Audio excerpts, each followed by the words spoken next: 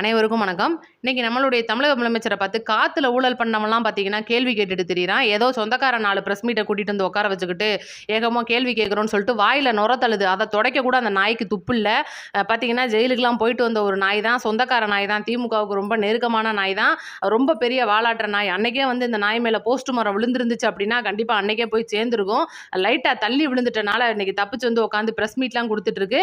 ஏகப்பட்ட விஷயங்கள் இன்னைக்கு தமிழக முதலமைச்சர் பேசினதை எங்கெல்லாம் வந்து எப்படிலாம் பேசலாம்னு சொல்லிட்டு 3 நாளா ஹோம்ஒர்க் பண்ணிட்டு வந்திருக்காரு நம்ம ப்ரோ. ஏன்னா இப்போ இவங்கலாம் வந்து ஜென்சி ப்ரோ ஆயிட்டாங்க. தாத்தாக்கள்லாம் ப்ரோவா மாறின கட்சியா வந்து இன்னைக்கு நம்ம தீய சக்தியை பார்க்கலாம். நம்மளுடைய தமிழக முதலமைச்சர் திருச்சி மீட்டிங்ல தீய சக்தி தூர சக்திலாம் சொல்லியிருப்பாரு. தமிழக வெற்றி கழகத்தை எப்படிலாம் தாக்கலாம்னு சொல்லிட்டு 3 நாள் ஹோம்ஒர்க் பண்ணிட்டு எடுத்துட்டு வந்து நாரா சக்தின்னு இருக்காங்க. இந்த விஷயம்லாம் வந்து பெரிய அளவில் போயிட்டு இருக்கு. நாம வந்து இன்னைக்கு தமிழக வெற்றி கழக சார்பில் அந்த புறம்போக்குக்கு பதிலடி கொடுத்துருக்குறோம். வீடியோவை ஸ்கிப் பண்ணாம பாருங்க. அதுக்கு முன்னாடி ஒரு டிஸ்க்ளைமர் ஒன்று சொல்லிடுறேன். கொத்தூஸ் யாராவது வீடியோ பார்த்தீங்கன்னா அப்படியே பேக்கில் போயிருங்க. பார்த்துட்டு வந்து கமெண்ட்டில் கதறினீங்கன்னா நிர்வாகம் பொறுப்பு இல்லை. அதனால் மக்களே அனைவருக்கும் திரும்ப வணக்கம். சேனலுக்குள்ளே வீடியோக்குள்ளே போயிடுவோம். வீடியோ பார்த்தோன்னே ஸ்கிப் பண்ணாமல் பார்த்துட்டு வீடியோவை ஷேர் பண்ணி விடுங்க. உங்களோட கமெண்ட்ஸாக கருத்தில் சொல்லிடுங்க. இன்றைக்கி 2 டிஎம்கே கொத்தூஸாக நம்ம புழக்க போகிறோம். ஃபஸ்ட்டு ஒன்று யாருன்னு பார்த்தீங்கன்னா ஆபாச ராசா, இன்னொன்று பார்த்தீங்கன்னா டிஎம்கே ஐடி விங், அதாவது தொழில்நுட்ப அணியை சேர்ந்த ஒருத்தர். இவங்க 2 பேரையும் முதல்ல நம்ம புழக்கிறதுக்கு காரணம் சொல்லிடுறேன். நம்மளுடைய தமிழக முதலமைச்சர் திருச்சி கிழக்கு தொகுதியில் நன்றி தெரிவிக்கும் பொதுக்கூட்டத்தில் நிறைய விஷயங்கள் வந்து பேசியிருப்பாரு. திமுகவை பொழந்திருப்பாருன்னே சொல்லலாம். இதுக்கு வந்து பார்த்தீங்கன்னா இன்ன வரைக்கும் வந்து பதிலடி அப்படின்ற பேரில் பல்வேறு காமெடிகள் பண்ணிட்டு இருக்காங்க. இது பார்த்தீங்கன்னா எப்படின்னா, இன்னும் தேர்தல் முடிஞ்சதுக்கு அப்புறமும் இன்னும் தோல்வி எதுக்காக தோத்தோம், எப்படி தோத்தோம்னு சொல்லி ஆராய்ச்சி நடத்திட்டு இருக்காங்க பார்த்தீங்களா. அதே போல எந்த பாயிண்ட் பேசினார், இந்த பாயிண்ட்டுக்கு இந்த பதிலடியை கொடுப்போமா அப்படின்னு சொல்லிட்டு எழுதி வச்சு 4-5 பேர்கிட்ட வந்து பாயிண்ட்ஸ் எல்லாம் எடுத்துட்டு வந்து பேசிட்டு இருக்காங்க. ஆனால் பேசிட்டு இருக்கிறதெல்லாம் வந்து பிரச்சனை கிடையாதுங்க. இன்னைக்கு பார்த்தீங்கன்னா ராசா அவர்கள், ராசான்னு சொன்னா உங்களுக்குலாம் தெரியாதுன்னு நினைக்கிறேன். ஆபாச ராசா அவர்கள் ஏற்கனவே பார்த்தீங்கன்னா ஒரு தடவை போஸ்ட் மரம்லாம் விழுந்து போக தெரிஞ்சாப்புல கொஞ்சம் நகண்டு விழுந்துடாம விட்டுருச்சு. அதனால தான் வந்து இவ்வளோ தூரம் வாயில நுர தள்ளுற அளவுக்கு பேசியிருக்கிறாப்புல. என்னென்ன பேசியிருக்காரு அப்படின்றத நான் விவரமா சொல்றேன். ஃபர்ஸ்ட் கேளுங்க. நம்மளுடைய தமிழக முதலமைச்சர் அவர்கள் ஏகப்பட்ட விஷயங்கள் திருச்சியில பேசியிருந்தாரு. இதெல்லாம் நம்ம சொல்லியிருப்போம். ஆனா இப்போ வந்து என்னன்னா, what bro, this is wrong bro அப்படின்ற மாதிரி, அதாவது நம்ம பாணியிலே, அதாவது சும்மா சொல்லணும்னா ஜென்சி பாணியிலே வந்து இப்பெல்லாம் அவங்க புள்ளிங்கோக்கெல்லாம் மாறிட்டாங்கன்றனால வார்த்தைக்கு வார்த்தை பார்த்தீங்கன்னா, தாத்தாக்கள்லாம் வந்து புள்ளிங்கோவா மாறிட்டனால வார்த்தைக்கு வார்த்தை வந்து ப்ரோ ப்ரோ ப்ரோன்னு சொல்லி பொழந்துட்டாப்ல அப்படின்னு சொல்லணும். யாருன்னு கேட்டிங்கன்னா ஸ்டாலினை தான் அப்படின்னு தான் சொல்லணும். ஏன்னா இன்னைக்கு ஸ்டாலின் அவர்கள்னா யாருன்னு தெரியுமா? இன்னைக்கு நம்மளுடைய தமிழக முதலமைச்சர் ஸ்டாலினை விமர்சிக்கிறதுக்கு தகுதி இருக்கா, அப்படியா இப்படியான்னு சொல்லிட்டு உட்காந்து பிரஸ் மீட் அப்படின்ற பேர்ல வாயில நுர தள்ளிட்டு இருக்கு ஒரு பக்கம். இருந்தாலும் அதை சமாளிக்காம வந்து பேசிட்டு இருக்கிறாப்புல. என்னென்ன பேசுறாருன்னு நான் சொல்றேன். குறிப்பா முதல்ல ஒரு காத்துல ஊழல் பண்ணது யாரு அப்படின்னா இன்னைக்கு ராசா அவர்களை தான் சொல்லலாம். அதுக்காக பார்த்தீங்கன்னா ஜெயிலுக்குலாம் போனாங்க, வந்தாங்க. அப்புறம் அவங்களுடைய கேஸ் போட்டவங்களுடைய கூட்டணியில் இருந்தாங்க. இவ்வளோ விஷயங்கள்லாம் தாண்டி இன்னைக்கு ஒட்டுமொத்தமாக திமுகவில் இருக்கிற அந்த கூட்டணிகள்லாம் கலண்டு போய்கிட்டு இருக்கிற ஒரு சூழ்நிலையில் எந்த மாதிரியான பதிலடி அப்படின்னா, இன்னமும் நீங்கள் தேர்தலில் ஜெயிச்சிட்டீங்க, முதல்வர் ஆயிட்டீங்க, இன்னமும் நீங்கள் திமுக மேலே பழி சொல்கிறதுக்கு காரணம் என்ன, இன்னமும் நீங்கள் வந்து ஸ்டாலின் அவர்களை விமர்சிக்கிறதுக்கு காரணம் என்ன அப்படின்ற ஒரு கேள்வியை கேட்குறாரு. ரெண்டாவது, ஓகே பாசிசம் பாயாசம் அப்படின்றதே உங்களுக்கு ஆகாதுன்னு சொன்னீங்களே, பாயாசம் நாங்க தான் ஒத்துக்கிறோம் அப்படின்னு ஒத்துக்கிட்டாப்ல ராசா அவர்கள். அதாவது திமுக பாயாசம் தான், அப்ப ஏன் நீங்க பாசிசத்தை வந்து விமர்சிக்கல அப்படின்ற ஒரு கேள்வியையும் கேட்டிருக்காரு. இன்னைக்கு ராசா அவர்களை நான் நேருக்கு நேராவே கேட்போம் அப்படின்னா, இன்னைக்கு ஏகப்பட்ட இடங்கள்ல நீங்க வந்து ஆபாச பதிவுகளை வந்து பெண்கள் மீத பதிவிட்டிருக்கீங்க.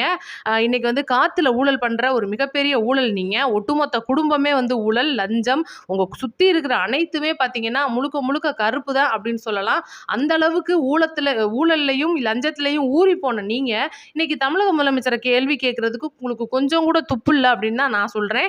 ரெண்டாவது விஷயம் பார்த்தீங்கன்னா, நம்மளுடைய தமிழக முதலமைச்சர் பேசியிருப்பாரு திருச்சி கிழக்குல. இத்தனை மேடைகள்ல பேசியிருக்கிறத விட்டுருங்க, முதல்வர் ஆனதுக்கு அப்புறம் முதல் பொதுக்கூட்டமா பேசியிருக்கிறதுல கிட்டத்தட்ட அந்த பேப்பர் ஸ்டாண்ட் என்னமோ இருக்கு. ஆனா முழுக்க முழுக்க 20-25 நிமிடங்களுக்கு மேல சும்மாவே வந்து அவருடைய மனசுல இருந்த அத்தனை ஒரு திமுகவை சாடி பேசணும், நம்மளை வந்து இப்படி பேசியிருக்காங்க, தற்கூரின்னு சொல்லியிருக்காங்கன்னு சொல்லிட்டு உண்மைகளை வந்து அவுத்து விட்டுக்கிட்டு இருக்கிறாப்புல. ஆனால் இவர் வந்து பேப்பரை பார்த்து படிக்கிறாரு, இவர் வந்து யாரோ மனப்பாடம் பண்ணி எழுதி கொடுத்து வந்து படிக்கிறாரு அப்படின்னு சொல்லிட்டு அந்த ஒரு விமர்சனம். ஆனால் முழுக்க முழுக்க ப்ரெஸ் மீட்டுன்னு கூட பார்க்காம பேப்பரை பார்த்து பார்த்து ஒப்பிக்கிறது, இந்த விஷயம்லாம் வந்து பண்ணுறது என்னமோ ஆபாச ராசா தான். ஆனால் தமிழக முதலமைச்சர் மேலே இவ்வளோ குற்றச்சாட்டுகளை வைக்கிறாரு. இன்னைக்கு பாலியல் குற்றங்கள் வந்து தொடர்ந்து நடக்குது.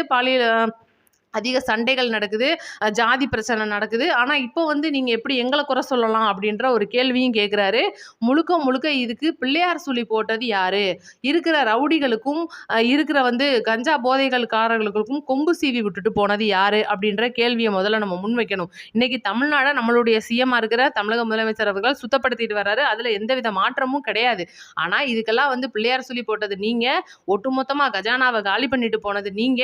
இன்னைக்கு வந்து ஊழல்ல கொழிச்சிருக்கிற நீங்க, உங்களுக்கு கீழ இருந்த அதிகாரிகள பூரா வந்து ஒட்டுமொத்தமா மாத்தி மாத்தி கிட்டத்தட்ட ஏகப்பட்ட ஐஏஎஸ், ஐபிஎஸ் அதிகாரிகளை இடமாற்றி ஒவ்வொரு அ துறைகளுக்கும் சரி, ஒவ்வொரு இடங்களுக்கும் அந்தந்த பயங்கர வந்து அதிகாரிகள், அதாவது குறிப்பா அதிகாரிகளும், அரசு அலுவலர்களும் வந்து இன்னைக்கு மாத்தி மாத்தி போட்டு தமிழ்நாட்டை எப்படி மீட்டெடுக்கலாம் அப்படின்றதுல தமிழக முதலமைச்சர் இன்னைக்கு தீவிரமா இறங்கி இருக்கிறாப்ல.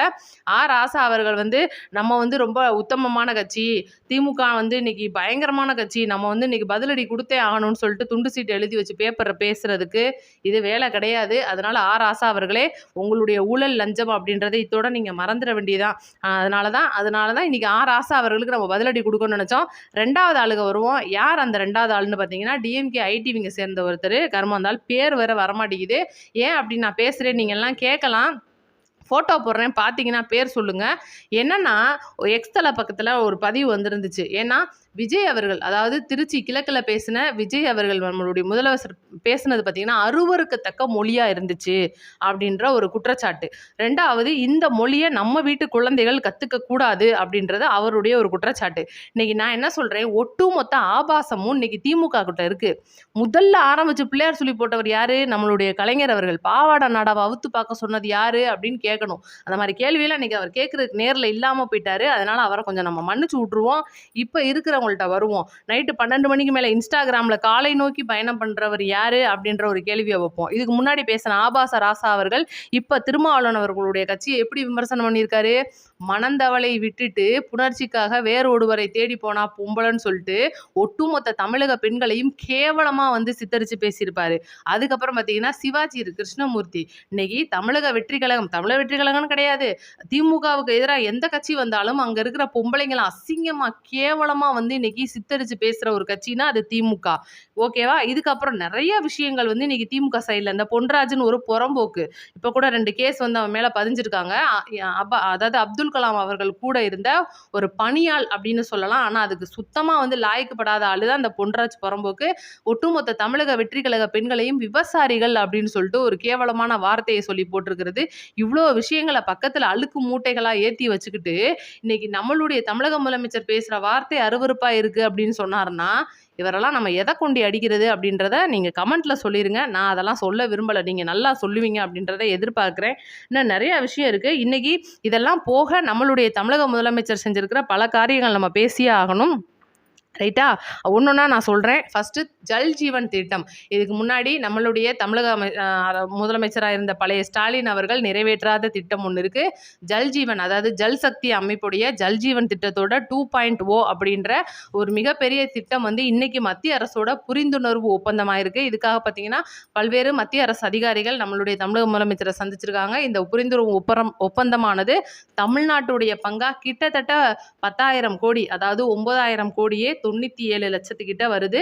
இவ்வளோ பங்கு அப்படின்றது தமிழகத்துக்கு நிதி வந்து பிஎம் சைட்லேருந்து நமக்கு வரணும். ஆனால் முதல் நிதியாக பார்த்தீங்கன்னா 2,177 கோடி ரூபாய் 27 லட்சம் நம்மளுக்கு வந்து ஒதுக்கீடு பண்ணியிருக்காங்க.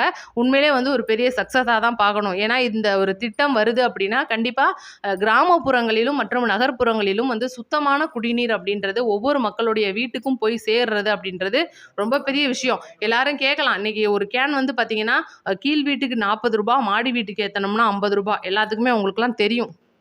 தனியாலாம் சொல்ல வேணாம். இதுவும் கூட வெயில் சீசன்லாம் வந்துச்சுன்னா 60 ரூபா 70 ரூபா வரைக்கும் கூட வாய்ப்புகள் இருக்குது. மினரல் அது இதுன்னு சொல்லிட்டு கம்பெனி பேரை மாற்றி சொல்லி விற்கிறதெல்லாம் இருந்துட்டு தான் இருக்குது. அதுக்கெலாம் வந்து நம்ம சொல்ல வரல. ஆனால் சாமானிய மக்கள் வந்து அதெல்லாம் வாங்கி குடிக்க முடியுமா? சாக்கடை கலந்த குடிநீர், புழு கலந்த குடிநீர் இதெல்லாம் வந்து குடிச்சிட்டு இருக்காங்க. ஏகப்பட்ட நோய்கள் வந்து வந்துட்டு இருக்கு. இன்னைக்கு இது கிராமப்புறங்களில் இந்த திட்டத்தை செயல்படுத்துறது மூலியமா ஃப்ரீயாலாம் அவங்க ஒன்றும் செய்யலை. அதுக்காக நம்ம ஃப்ரீ அப்படின்னு சொல்கிறதுக்கு வேலை கிடையாது. 30 ரூபா வந்து கிராமப்புறங்களில் நிர்ணயிச்சிருக்காங்க. நகர்ப்புறங்களில் இது மாறுபடும். அல்லது அவங்க பயன்படுத்துற லிட்டருக்கு தகுந்த மாரி மாறுபடும் அப்படின்னும் சொல்லியிருக்காங்க. ஏன் இந்த இடத்த நகர்ப்புறங்கள்ல இப்படி கொண்டு வந்திருக்காங்கன்னு நீங்க கேட்கலாம். இப்போ ஒருவேளை ரூ. 100 ரூ. 250 அப்படின்ற மாதிரி கூட வைக்கலாம். அல்லது வரி நம்மளுடைய பாதாள சாக்கடை வரி, குடிநீர் வரி அந்த மாதிரி கூட இணைக்கலாம். என்ன காரணம் நீங்கலாம் கேட்கலாம். ஏன்னா இன்னைக்கு ஒரு சில பேர் தான் அத பயன்படுத்துறதா இருப்பீங்க. ஏன்னா ஒரு சில பேர்லாம் நீங்கலாம் நெறைய ஆர்ஓ சிஸ்டம் வந்திருக்கு. அவங்கவங்க வீடுகள்ல ஆர்ஓ போட்டிருப்பீங்க. அதனால அந்த மாரி இருக்கிறவங்களுக்கு அது தேவைப்படாதுன்றனால அவங்களுக்கு பில்லு வராது. ஏன்னா ஒட்டுமொத்தமா நம்ம வந்து இணைக்கும்போது பயன்படுத்தாதவங்க கூட பில் கட்டுற அந்த சூழ்நிலைகள் வரும் அப்படின்றத தவிர்க்கிறதுக்கு நெறைய யோசனைகள் தமிழக அரசு வந்து முன் வச்சிருக்காங்க. கண்டிப்பா இந்த ரூ. 2177 கோடி அப்படின்றது பெரிய அமௌண்ட். இன்னைக்கு தமிழக அரசுக்கு முதல்ல வந்த ஒரு நிதி அப்படின்னே சொல்லலாம். இன்னைக்கு இந்த மாரி ஒப்பந்தங்கள் அடுத்தடுத்து நெறைய ஒப்பந்தங்கள் மத்திய அரசு கூட நம்மளுடைய தமிழக அரசு போடுறதா இருக்காங்க. நெறைய விஷயங்கள் நம்மளுடைய தமிழக முதலமைச்சர் திட்டமா வந்து வந்துட்டு இருக்கு. அரசாணை ஒவ்வொன்னுக்கும் வெளியிட போறாங்க. அடுத்தடுத்த வீடியோவோட தெளிவா வந்துடுறேன். நோட்டிஃபிகேஷன் ஆன் பண்ணி வைங்க. நன்றி, வணக்கம்.